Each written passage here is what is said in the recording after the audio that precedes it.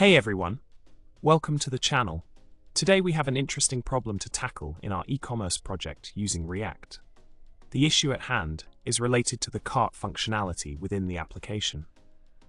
The users can add items to the cart, but when it comes to removing items, we seem to be facing a bit of a challenge. The code structure seems solid, but the removeFromCart function is not working as expected. Let's dig into this problem and find a solution together.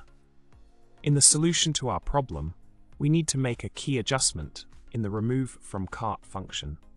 We noticed that the ID of the product needs to be passed as a parameter so that the function can correctly identify and subtract the item from the cart.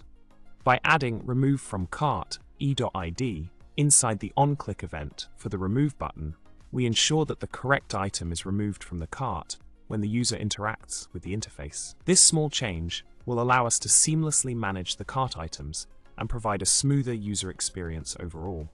To wrap up, we successfully tackled the issue with removing items from the cart in our e-commerce project.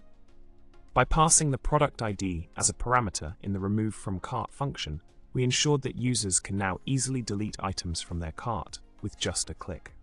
Remember, details matter in coding, and even small adjustments can make a big difference in the functionality of your application.